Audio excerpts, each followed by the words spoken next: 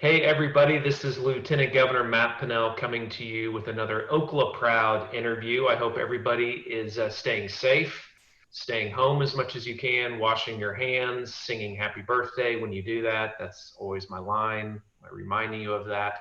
But we're doing a good job of flattening that curve, and I know some things are going to start opening back up slowly around the state of Oklahoma as we continue to make sure that we are practicing social distancing when we need to out in the public.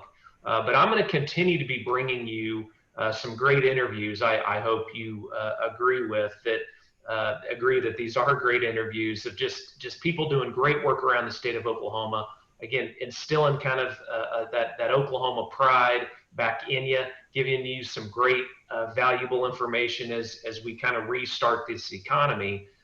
And I have someone that has become a friend. She's a rock star in Oklahoma City, in the state of Oklahoma. Kari Watkins, who's the executive director of the Oklahoma City Bombing Memorial, which if you've not been, you gotta go. She'll tell you when it is going to be reopening back up. But that is really one of the first times that kind of this Oklahoma standard was defined was through the bombing in Oklahoma City.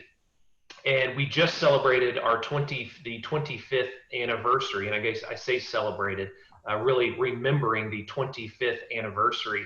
And it was a really, really big one. We had to do it really in the middle of a quarantine process. And I want her Kari to kind of talk about that. But Kari, really introduce yourself. How you became the executive director of really one of the top museums in the country. I think it should be a pilgrimage for anybody in the United States, because it teaches so many lessons today of what we're currently going through. It's just as relevant today as it was when it opened after the bombing. So Kari, thank you again for being here. Again, tell the folks a little bit about yourself, how you became executive director, and then we'll kind of have a little conversation.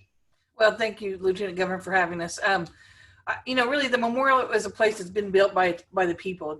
The Governor Keating at the time, and Mayor Nork formed a task force of the 350 people. If you've never gotten to work with 350 people in a group, you ought to try it once in your life. It's remarkable. Yeah, you should write a book about that. And it really worked. And frankly, it really was a process about what the people wanted, both the families, survivors, and first responders, and what the community thought this site should become. Ironically, what stands as the outdoor memorial was owned by 9 different property owners, including the federal government. And then the city had the rights to an alley, and General Record Building was privately owned. And there were 7 other owners of land up and down between Robinson and Harvey. So people forget that sometimes, but it really was a well-negotiated, well-run task force chaired by Bob Johnson, who was chosen by the governor and mayor to run that. And he was a full-time real estate attorney in Oklahoma City and did remarkable work on how he put this group together with a lot of other great people, Karen Luke and Roland Denman, and just some great folks who came together to form this task force. And so early on, I was asked if I would want to work part-time. I was finishing my MBA at the time, wasn't 30 yet, and began to think, what could I contribute to this? And my background really was media, journalism, and was raised in the house of a politician, and understood grassroots and how to bring people together. And so I really do think it was a kind of a God deal that I ever met Bob and sit down and talked with him, and he and Karen and Roland, and just really began to understand what they wanted this place to become. And so I did communications first, and then there was I was preceded by an executive director who came on early on, and then she left, and then I was asked to step into that in 1999. And so really has been the most incredible experience, mainly because I have been able to walk a journey with some people that was kind of a first time. I mean, they came, their family members or loved ones came to work that day. They didn't go to war. They went to work or went to partake of a government service that's offered to all of us, and didn't get to come home. So that's been a 25-year journey. That's been a remarkable road for so many people, and they've done really well at the same time, some are still putting their lives back together, and some have just moved past it. But when you talk about celebration, it is a celebration of their life. It is a remembrance, but it also is a celebration of life, because what we don't want is those people to be forgotten. Yeah. Because what they did that day really was innocent. I mean, they just showed up to work like you and I are, or they showed up to get a Social Security card or a name change or go to the Army recruiting office. Simple things that people do every day. Yep. And that day was just a fateful day that their lives were changed forever. Yeah. So since 1999, you've been executive director. I mean, I've been through the museum a number of times. Still get goosebumps. It's still as powerful as it was the first time that I went. And how many people go through this museum every year? Again, giving Oklahomans a realization of how big of a deal this place is. It's again, people from all over the world still come to Oklahoma just for this, and then they do a whole lot of other things in the state of Oklahoma. But what are your numbers? Well, our numbers outside are about 500,000, just a little under 500,000 each year on the outdoor memorial. Now, remember, it's open 24 hours a day, 365. It currently is not open, but it has always. It's the first time we've ever closed it. And then the indoor, the museum, about 250,000 or so. We were running literally on March 18th when we closed. We were like a double-digit increase. So I don't know what our numbers would have been this year, or what they will be, but I do know that we have done a very good job of just maintaining our base. And all museums, that's something we battle, is trying to make sure that we keep people engaged in the story. That's something we've really taken on, is trying to adapt the story and meet our visitors where they are. And when we opened the museum in 2001, these iPhones were not even discussed. They weren't even on the radar. And then a few years later, everyone has them in their pockets. And so we've had to really adapt our technology and our touch points. Like our visitor services team right now is doing a list for us of everything a customer touches when they walk in the door. Because that's something now we have to look at. It wasn't part of our thinking 8 weeks ago, but today it was, but not like it is today. And so we have to really think through all that and see, what do we have to adapt? What do we have to change? What will our museum look like coming out of this? What will we look like coming out of COVID-19 on the other side? Yeah, it's a really good point for anybody running a business. You got to tell a story. You have to tell a story that connects with people that are going through whatever business you run. And I will say this, I mean, again, you do a fantastic job of telling that story with the museum. And it has been innovative over the years. It's changed. I mean, again, the foundation block still is the same, but you guys tell a wonderful story in there. And that, I think, is, again, part of the power in what you're in that story that you're telling. So again, the Oklahoma standard, I believe, Kari, was kind of, we around the state of Oklahoma, we say the Oklahoma standard. There may be some that don't realize that really was birthed out of that day of the Oklahoma City bombing. Talk a little bit about that, really what that was 25 years ago, and again, reminding us today, again, an Oklahoma standard can mean a lot of things, but we take a lot of pride in that as Oklahomans. But how was that how did that come about, and why was that kind of dubbed through that Oklahoma that process of really putting our state back together? Well, it really was about people taking care of people during the bombing. It was something the national media saw and coined, and they talked about it as they'd sign off on their broadcast at night. These Oklahomans, they had never seen anything like it. And it really was neighbor taking care of neighbor, or taking the work boots off their feet and handing them over the fence to a worker who needed them. I mean, the national media was absolutely awestruck by how Oklahomans took care of it, how pizza trucks pulled in and just started feeding people. How they never spent a dime of their own money for bottled water or haircut or anything. It was all handled. Now, and so I don't think, I say this a lot, I don't think we really did anything differently. I do think people stopped and watched how well we take care of each other. And I have to say, 25 years later, we're still doing a really good job of it. But 5 years ago, we began to kind of make it a project of ours to say service, honor, kindness, kind of the three tenets of the Oklahoma Standard. Show up to serve, rise up to honor, step up to be kind. Those are all important tenets of us as Oklahomans that we want to make sure the next generation learns and we don't lose it.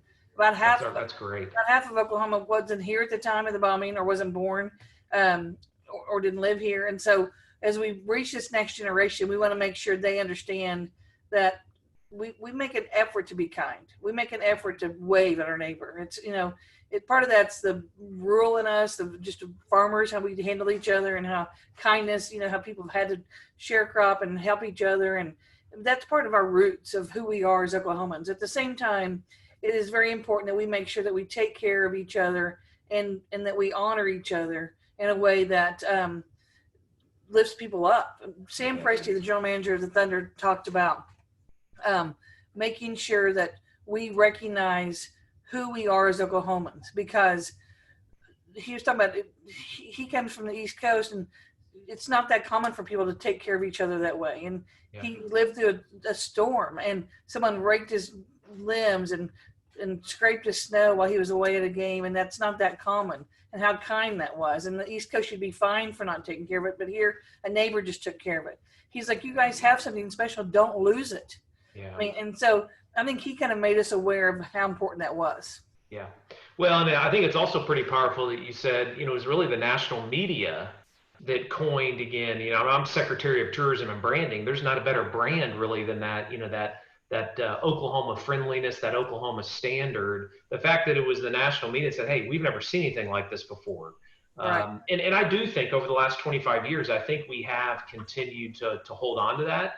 I think, unfortunately, sometimes some of that is that we have a lot of crises in Oklahoma around weather. And so we have to constantly demonstrate that Oklahoma standard. But I think it's, reminding ourselves of that. You do, your staff does, the museum does a good job of reminding again what that Oklahoma standard is and what it should be moving forward. Well, and I think your administration is doing a great job with the Ready Help Go and the Be a Neighbor program. Yes. Those are important projects, and we focus on those in the Oklahoma Standard on oklahomastandard.com. Our website is, we link back to that. There's just teaching basic ways that people can get involved and help. That's really important for us, is the service, honor, kindness. Good. And yeah, so the kind of those foundation blocks that you mentioned, a lot of people weren't even born, when this bombing went on. Repeat those again. That you're kind of go up to serve, which just means go do something. Go do something that helps someone. Food bank, deliver meals, blood bank. Whatever way you can go and help, go do something. And then rise up to honor. Find a way that really is pertained to this place. Find a way to honor those who were killed in 1995. Is that running the marathon? Is it coming to the museum? Is it basically learning the story of the senselessness of the violence? And then stepping up to be kind, which is, that's something you can do by letting someone in front of you at the Chick-fil-A line, or letting someone in front of you at the car wash, wherever you are, where you don't really want to do it, but you make a conscientious decision to say, I'm going to do this and be kind. And those are, those opportunities are going to be more and more as we come out of this COVID-19 and figuring out how we can be there for each other. Absolutely. There's no doubt about it. So, again, we've mentioned a few times, 25th anniversary. Yes, we're celebrating. Yes, we're remembering. Really, really big one. I mean, 25th anniversaries are a big deal when it comes to these type of events. We shut this, basically everyththing is shut down. You had to kind of be very innovative very quickly, but tell us a little bit about how it all came together, because again, it ended up being pretty remarkable. I think a lot, potentially more people may have been watching again because maybe we were home that day. But how did you pull this off? Because again, you had national, you had everybody from President Bill Clinton to, our governor, our Mayor Holt, others, James Langford. How did you pull this off and be innovative? Because we're talking a whole lot about that of, hey, we need Oklahomans to step up, be innovative. We're going to be entering probably a new world, as you've said, and for us to continue to be innovative. But you may have a few lessons that may be helpful. Well, I think collaboration was key. We saw this. Saw this coming early on. I think we were beginning to watch it. One of my trustees had sent me a text early on. I looked back. It was February, saying, how will this impact the marathon? I remember thinking, really? Do you think will that really impact the marathon? And she was right. I mean, it's embarrassing how right she was. But we began to think about it. So we began to ask questions of city, county health, and ask our medical team with the marathon, what we could do differently and could we do it. And then we brought in a couple members of our executive committee just saying, guys, this is heating up. We were in New York the week before, March 6th, with the Thunder was wearing our uniforms on Madison Square Garden. And it was a small group. We took some rescue workers, first responders from here, and a couple of staff. And then we met a lot of people, and the governor and Mrs. Keating, and we met a lot of people that had worked Oklahoma City in 1995 at the 9/11 Museum.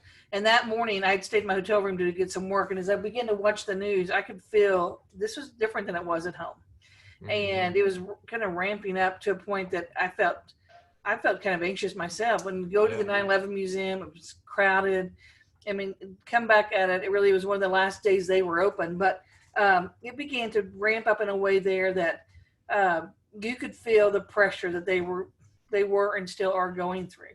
And a lot of that's because of their density and things we don't have. But I think for us, it really was, we began to think this is going to impact us. I began to think this is really going to impact us. And I think as we came home, we met that week a couple of times with City County Health and Emergency Management.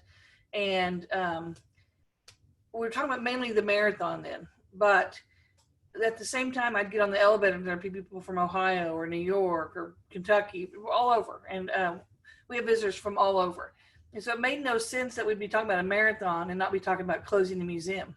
Yeah. And so we had a call on I think a Friday afternoon with all the museum directors in Oklahoma City at a Zoom call. And maybe it was Thursday afternoon. And I was like, I don't know. I could just feel the presence of it kind of, they were like, we're closing the zoo. We're going to close the science museum.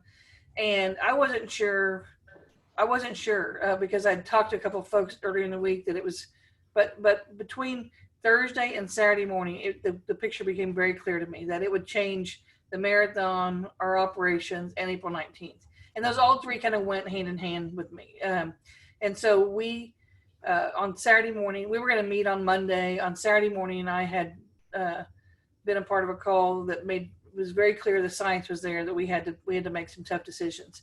And mainly it was closing the museum. Boston had closed the day before, and so or a couple of days before, and they were always a week before us. So they had postponed their marathon, and we came out on Saturday and said, this is the Saturday of spring break, so this is a busy week for us. Mm-hmm. Said we're going to move the marathon to October 4th. We'd done a lot of research with our partners in tourism of hotel rooms, Cox Center, Scissortail Park, where the streets available.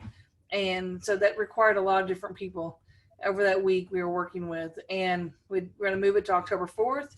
And then we're going to close the museum. And that was late in the afternoon when we made this announcement. And we would come back to them on the plans for April 19th. So we have what we call a conscience committee, which is family members, survivors, and first responders, about 30 of them on a committee. And I've been meeting with them the last 18 months, at least once a month in person. And so I scheduled a Zoom call for that Saturday afternoon. And we chatted before we made the announcement to the public and said, here's kind of our plan. And that was the council I'd had for my board. And we'd kind of all been on this together. And did they have any guidance? We could talk about April 19th the next week, but we had to get the museum closed and make the marathon announcement immediately. And we knew April 19th was going to look different. We had no idea what it would look like at that moment. And tough decisions, they all agreed to it. At the time, we left the outdoor site open. But that became clear to us that because of the anniversary and because of so many people went together, that wasn't going to be able to stay open either. And so the next week we began to chat about what if we pre-produced a show. And I think it was Tuesday or Wednesday that we pre-produced an hour-long show that would be the reading of the names. It would look a lot like the ceremony, but we'd still give the governor and the mayor and everyone a chance to talk. And at the time, we were going to have President Clinton, the Keatings, everyone submit a speech kind of like what the governor, and so we shot those one at a time with our partners at Ackerman McQueen, shot those for us one at a time in the museum to keep our numbers below 10. And that took some work because you've got a film crew, a lighting crew, sure. Everyone's masked up, gloved up. That was hard, but they did a great job of it. And so we just brought people in one at a time, and then We spent one entire day doing 21 different readers, which are the people who read the names of the 168 people. Yeah. And we did, I think, a fairly good job of keeping those people isolated so that they weren't being around other people. And if they came early, they were in a holding area that was by themselves. And so it took 4 days to film it, 4 or 5 days to film it, and long days, but really important. And the tone had to be right. The tone had to be like what you would feel if you were outside. Yeah. But in so many ways, it turned to an incredible production. I think they did a great job. We have a video guy on our great videographer on our team, and he has captured incredible video through the years. He was working on a huge piece with local television stations on all their documentary pieces. His hands were full. He helped us a little bit, but he had so much in the bank already that we could use for cover video. And so we didn't really have to shoot anything except the readers and the speeches. And so it worked very well, and we began to put it together. And over the next 2 weeks, we edited, moment by moment, and had to get it down to an hour. The best part of it was Christian Chenoweth, who was going to be here to sing. She gave us her song. We were able to tie that in with ironically, a great story that we had done in Broken Arrow, which is her hometown and where she was raised. So that turned out to be a kind of a God wink. Yeah. And then Bishop Curry submitted his, and we, because of technology, we can transfer that all pretty quick. Yeah. I just think technology allowed us to do so much, 20 years ago, 10 years ago, we couldn't have done. Yeah. And that worked really well. The Mayor Norick was out of town and decided he wasn't going to fly in just for this because it was a 3-minute talk, and could we use something he had? And he kind of motivated me to look at it. The Keatings were out, and President Clinton lives in at the time, the hottest spot in the country, Westchester County. And so we're like, why don't we do a tribute to the three of them, and with video we have shot for the anniversary or things we had done. And so it turned out to be really, really powerful, that it really gave us a chance to kind of thank them and honor them for this incredible collaboration they had 25 years ago, which is hard to get. Democrat president, Republican governor, right. a mayor that, kind of caught, and they just all figured it out. And so I think it was important, especially at a time like this, that you began to see how important working together is and how important collaboration is. Yeah. And that, it doesn't matter if you're red or blue, black or white, we just got to work together. In Oklahoma, we know that. We've lived it. We've seen it. We know it better than anyone. And that should be our call, to step up and work together, no matter what. We should just be working for the good of Oklahoma. Absolutely. I think that's a really, really good, really good message to end on. I'd say this too. I loved watching all the social media posts of families meeting with their little kids and their kids watching this. Yeah. And they're, first time probably ever, and just, their parents, telling them about this. It was pretty powerful. Well, we really did. The hashtag history lesson, the hashtag we remember, those were trended all day or for several days. We did a kind of a community wall on our Facebook page last week. Something we tried to do. So if you couldn't be together physically, but if you would hashtag, it would all go there and you could go and read. And I told our staff as they were at home working, just spend a day. Because it literally take a day and soak it in what people did off your work. It was remarkable to see the history lessons being taught. In some ways, it gave us an opportunity we wouldn't have had otherwise. As you said, people were home. They weren't at church. They were home. It gave them something fresh to watch. We gave a little bit of history and talked a little bit about the future and remembered in the middle. And I think that meant a lot to people. Yeah. We've had so many good comments and remarks from around the country, people who watched it. Around the country, that really it has kind of surprised us at the impact it had. The numbers are remarkable that it reached, and I think it was a good hour of remembering, but looking back, but also thinking forward. Yep. Thinking forward is what we all need to be doing right now. Your website for the museum, as well as we mentioned the obviously moving the marathon. All 50 states, hundreds of, I don't know how many countries are represented. I will be running again. But tell us a little bit about where people can sign up right now because it has been rescheduled. So your website and marathon information. So the OklahomaStandard.com, if you want to learn more about that, go look at that. There's some great information out there, and just immerse yourself in what you can do as an Oklahoman to just step up. And and then memorialmuseum.com is the museum's website. It is a great insight of kind of what our programs we're doing. There's some great programs you could be doing, the virtual Hope Trunk and the Better Conversations, all things that you could be doing with your family sitting at home, or your kids if you're trying to teach them some new things. There's some great projects on there. And then the OKCMarathon.com is where you can go sign up and just, you can do a 5K. There's nothing you can't do. We can all figure out how to show up. Now the marathon will, the start line will look different. We'll have to spread out. There's some things we'll have to innovate there and change that. And we're going to team up with Boston and look at some different ways to do starting lines. Those will be some of the first marathons out of the starting gate, I think, of just a major marathons, assuming we can do them, and we're hopeful we can. We'll have to innovate how we do that, and we're looking forward to getting that done. Yeah, that'll be very interesting to see then. Leading the way once again then, right? Well, we've got a lot of help, and we're so grateful to everyone who supports us, and thank you for having us. Kari, thank you so much. I really appreciate it. Oklahoma Standard, you all show it every day. We cannot thank you enough for continuing to educate and remind Oklahomans about it, how much pride we should take in it, and make sure that we pass it on to next generations. So, Kari, thank you so much. Thank you so much.